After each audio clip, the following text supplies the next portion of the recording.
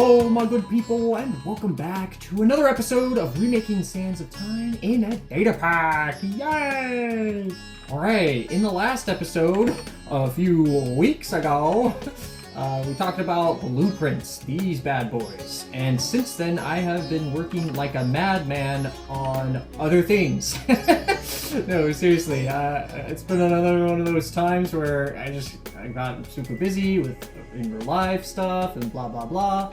But I have found some time in between, the busy schedule and the daily to-dos to be able to make a lot of blueprints and a few more rooms and align them all up with the paths and debug all the crap that I've needed to fix in here for our data pack to be able to generate a fully functioning tomb.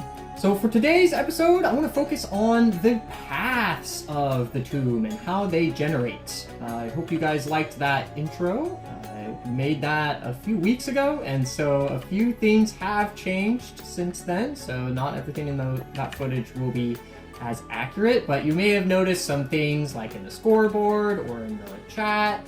So I'll be sure to go over that so that all that makes sense. But there will be a few things that I will skip over and save for another episode, just for the sake of keeping things simple and easy to understand. So without further ado, paths. How do they do it? How do they generate? So just as a refresher, each path picks one destination. So if I go out to here, this path will lead to, let's say, the yellow key, right? And you won't find anything else down that corridor. If you wanted to find the red key, that would be somewhere else. If you wanted to find the blue vault, it would be another place, right? So each path picks one destination. Now, previously, I had just stored a shuffle mechanism at the top of the timer here, and that would work. So every time I place the structure right with place, the tomb, it would shuffle some markers in from a deck, and that's how the paths would be assigned. And for reasons I'll explain in a future episode, there were some issues with that system. So I had to change it to a new and improved system that I will review in a future episode. But for now, all that you need to know is that the way it starts is with these command blocks here. So when we generate a tomb, these guys will execute a function called pick marker. And they do so with some information from storage. Okay, now there's this command, the /data command, and you can modify, block, entity, or whatever. So if I do /data get block, and I use the coordinates of this block, it will show me the NBT data for that block.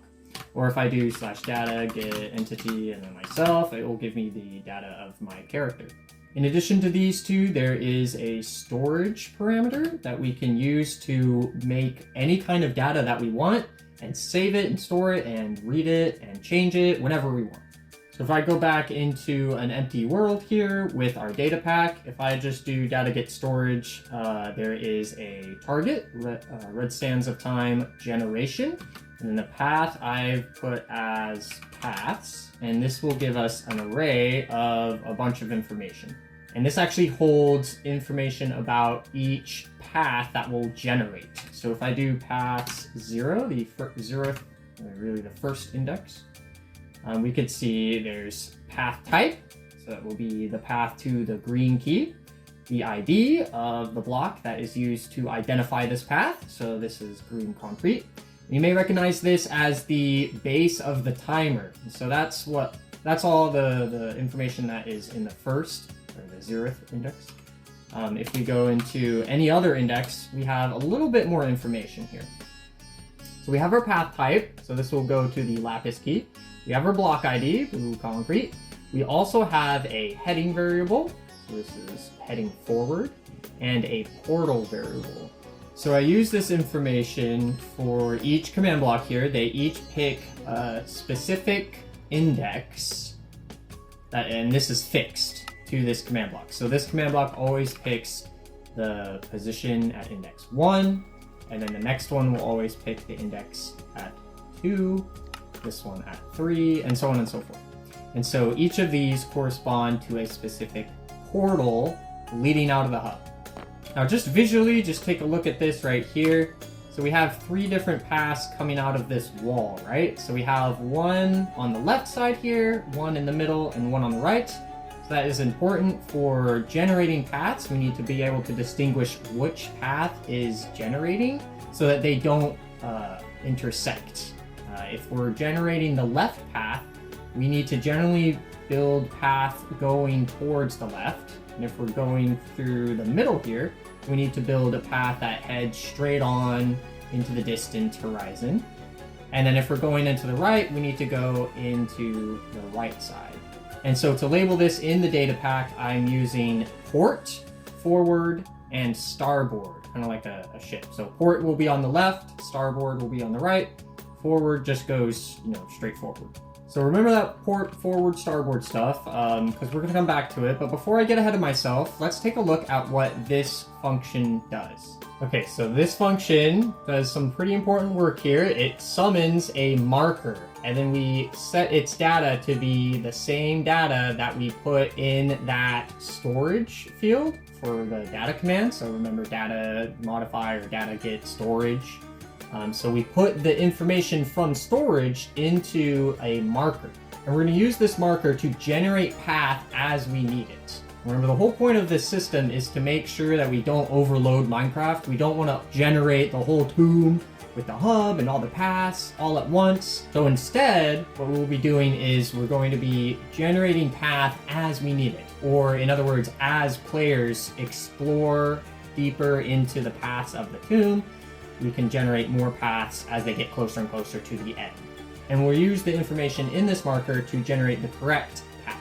So next, we have a scoreboard value called depth. And what we're doing with depth is we're keeping track of how far away this marker has teleported or relocated from the hub. So as the path is generated, the marker will be teleported down the line to like the edge of the path, and we will increase its depth counter every time we teleport it. We don't teleport it here, that's going to come up in a future function. So we set the depth score to 0 because it's at the hub, give it a tag so we can identify it, and then we just make sure that we set the block with whatever block ID we assign. So that would be like the green glazed terracotta for the green vault, or yellow concrete for a yellow key, blah, blah, blah. Okay, so previously I had said that we needed to generate at least a little bit of path coming out of the hub before we can place any kind of destinations, such as like the red key, right? Because the red key is a puzzle room, and in the normal game of Sands of Time, it is connected directly to the hub, and it's typically the idea of whoever's keeping track of the timer can also go into the room directly adjacent to the hub just to solve a puzzle real quick and come back. Real quick, I guess, is a overstatement. And I thought we could get away with just having a little bit of path between the hub and destinations such as the red key, but I feel that it's really important to have them actually connected directly next to the hub, just like the normal game of Sands of Time.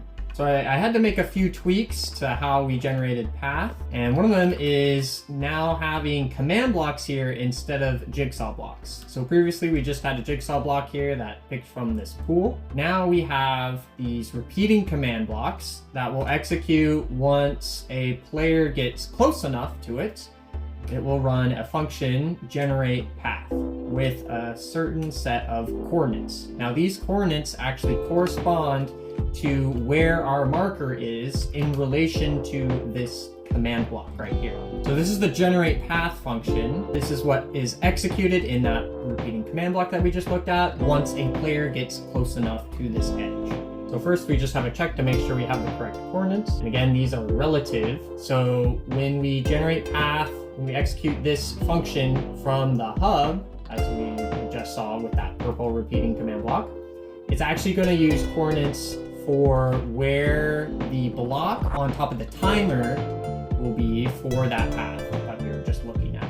So for our quick little example here, this repeating command block will execute with the coordinates of this block right here. Now this command block, remember, runs the pick marker function, which at at the end changes its block from a command block to whatever it's supposed to be. Green Glazed Terracotta again, for example. Okay, so then we're going to do something really weird. We're going to use the execute summon command.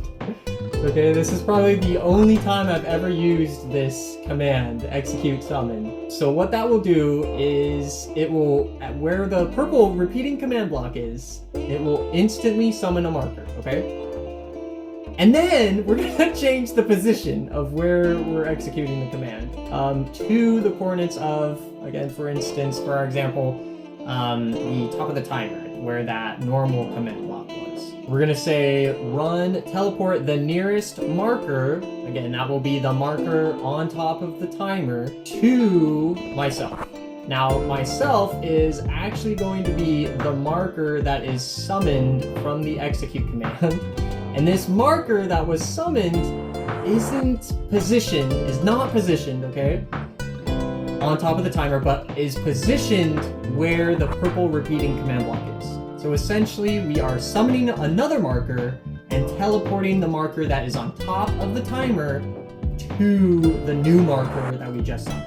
And then we kill it. So yeah, that was all that the marker was used for here, is just to grab a set of coordinates that we can use in this argument right here. And we just have a simple clone command here to duplicate whatever block type, whatever path type it is, right? So like our green glazed terracotta. And then we run a different function called direction correction. And really this function can be part of the generate path function. I separated it out here because I was using just this part in my testing. But all this, right, it's just one line. So all it really does is place a jigsaw with direction detection, and it places essentially right next to us. The direction detection template pool pulls from just one structure, and that is this guy right here. So this is a really teeny tiny structure. There's two blocks. It's got a jigsaw block, path in, this is where we connect.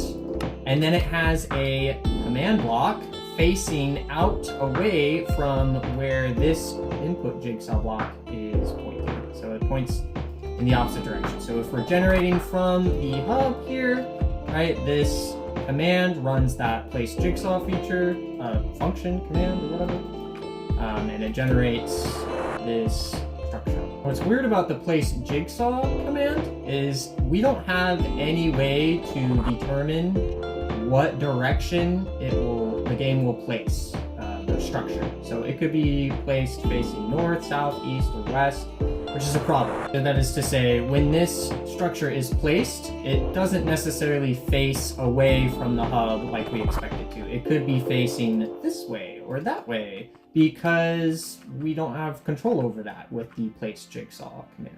So this acts as a middleman to detect which direction we are facing. So this command activates as soon as we generate it, and it just runs a different function, direction detection. Okay, now stay with me here.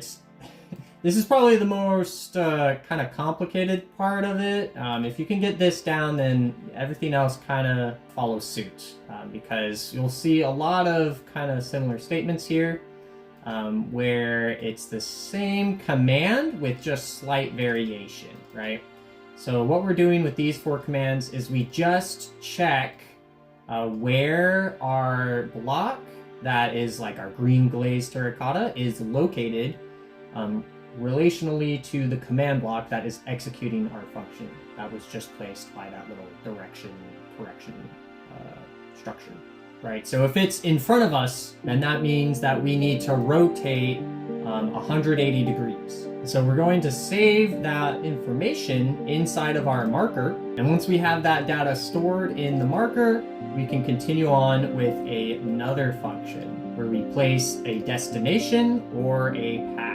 So this function is where we finally start to see some of that text that you saw earlier in the demo. So this just tells me some of the information that it pulled from that marker. And at this point, we know we're either going to place either the destination, so we've reached the end of the path, just place the vault or a key room or something like that, or we'll place more path. And that's all this function checks for. And remember, we're doing that with the depth scoreboard. So as we're teleporting this marker along, we will increase the depth score towards the end. We haven't seen that command in functions yet, but that's later on down here. But we always check here against the marker's depth scoreboard value to a predetermined kind of like set path value. So this way it allows me to change how far each path should generate. In fact, I have another function here just for development purposes that allows me to set those scoreboard values. So for the tagged red key scoreboard value, I can set it to 0, and that will mean that the red key destination will generate directly next to the hub, whereas the red vault will generate 2 paths before generating the red vault destination. So it's pretty cool because I can just run this command and change, the values here and have a completely different dungeon. So I can have everything set to 0, and that means every destination will be placed directly next to the hub. That would be like a little kiddie pool kind of game, but not very interesting, obviously. Okay, so back in our destination or path function that we were just looking at. Again, if our marker's depth scoreboard value is greater than the tag value of the path type that our marker is representing, then we will run a different function, place destination. And so the place destination function will again tell me something in the chat. These messages will be removed eventually for the final thing. And then we need to figure out what the orientation should be, because again, we can't control that with the place jigsaw command. So we use that information from our marker to detect if we need to rotate it or not. So this is the execute if rotation is 0. This is for 180, 90, and 270. So we actually have freaking different template pools for each destination, path type, and rotation. Meaning that we have freaking structure blocks for every possible combination of path or destination with rotation for each path type. This was a bother. Yeah, I did not have fun making all of these, but here they are. We're using all of these ones, and these ones will be used in a future date when I add different colored vaults. Just to give you a better understanding of what all of these do. They're nothing too special. All the bottom jigsaw blocks are basically the same, and all the top jigsaw blocks are more or less the same. So the bottom one always just has this path in, and it turns into structure void. So this is where it connects.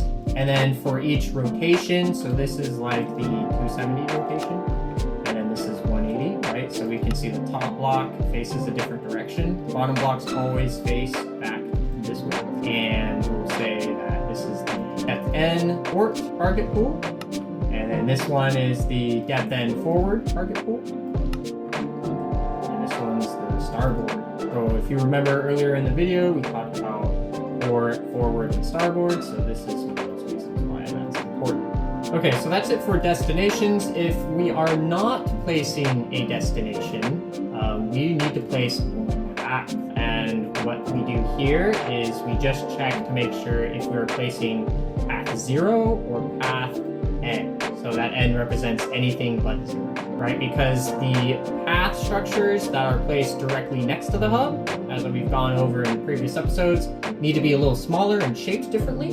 So we need to use different structures, hence a different template. So this is the placing path 0 function. And we do the same thing as a destination or whatever, we just check what rotation we need to place it in. So if we're not branching directly off of the hub, we place the path N structure, and it does like the exact same stuff. So if you notice as well here, this is where we finally increment the scoreboard of our marker entity, the depth scoreboard that is. So we add 1 to the depth scoreboard. And so to finish the explanation here before we take a look at more paths generating, we have these structures here. So some of these aren't being used because they're incorrect sizes.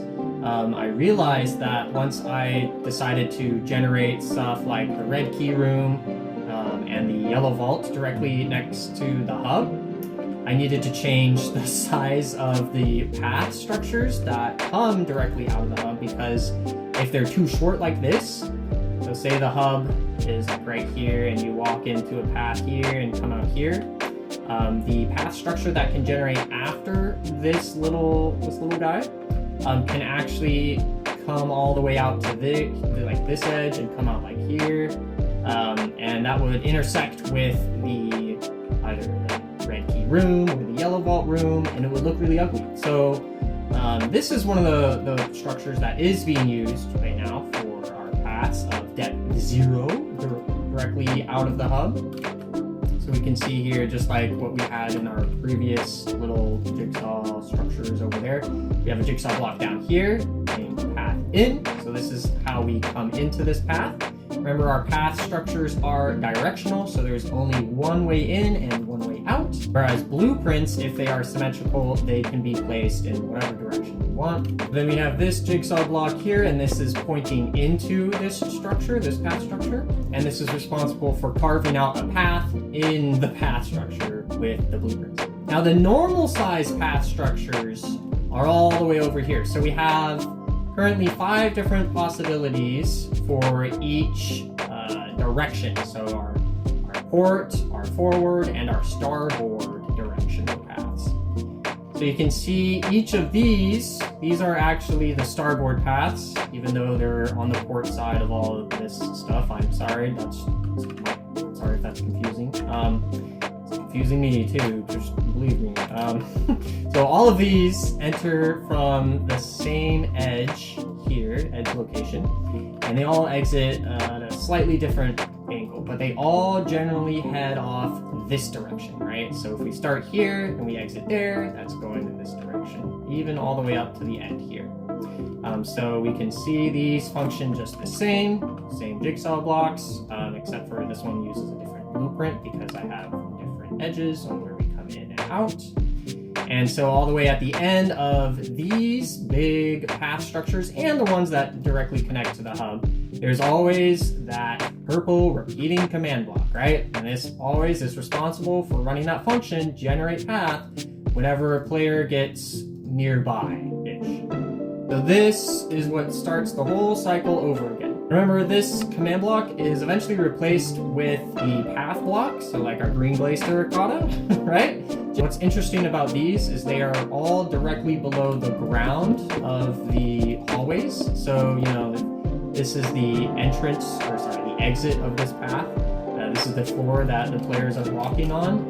Literally right below them will be the path block that tells me where they're going. I mean, but they can see based off of the decorations anyway, like, where they're going most of the time. But yeah, so for this guy, the coordinates here correspond to the starting jigsaw block right here, because that is where the marker will have been teleported to most recently. Okay, so let's see it all in action once again. So if I do, before we place the tomb, let's actually do something else. So I have a function called shuffle paths, and we could take a look at that at a future episode. So that basically just shuffles the data in storage. So now if I place a tomb, it will generate, it will give me some of the starting items, get rid of those. And we can see that there is a new shuffle of the destinations for this tomb. And as soon as I get kind of close, we could see some text pop up. But hey, look, green glazed terracotta. Let's keep using that as my example.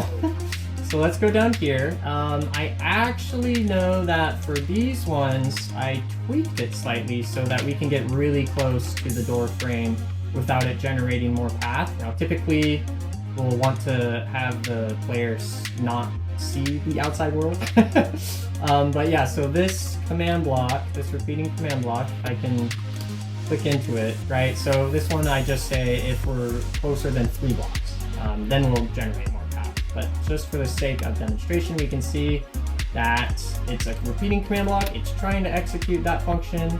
As soon as I get closer and close enough to it, boom, it copied that green glazed terracotta over, and the marker, so if I do data get with the nearest, entity, and then, wow, those zombies are loud. Let me just fly up for a second so we don't have to listen to those. You're gonna see the path type, green vault, green glazed terracotta, lower center, moving forward, and it needed to place it with a 90-degree rotation, but you wouldn't know because it looks correct now, doesn't it? Yeah, all that just to get it to line up correctly here, and then you can have the player keep going through, and it looks like we just generated some more green vault path. Eventually, we will get to the end here, and this is the green vault. Okay, I hope that was interesting. I hope it all made sense. I hope it wasn't boring. But it is exciting to see this come alive, you know? So we have means to generate the whole tomb. In the next episode, I think we will be focusing on everyone's most heavily requested feature, and that is a freaking resource pack. Yeah, I didn't want to do it, but you know, with the update to 1.21, I think we could do some cool things with vaults and keys. So if we have a, you know, trial key and blah blah blah, instead of having just some kind of lever on the sand, we could put this down. I've even started already to kind of look into resource packs to refresh my memory. So I've just removed the texture of this thing, so that's why it's an empty block here. And then if we use the key, we can have that, hopefully, somehow, be able to trigger the door animation, right? Because this is just running by placing a redstone block. It's just as simple as getting the lever down and flicking it on. So, yeah. But again, for our next episode, until then, take care. Bye-bye!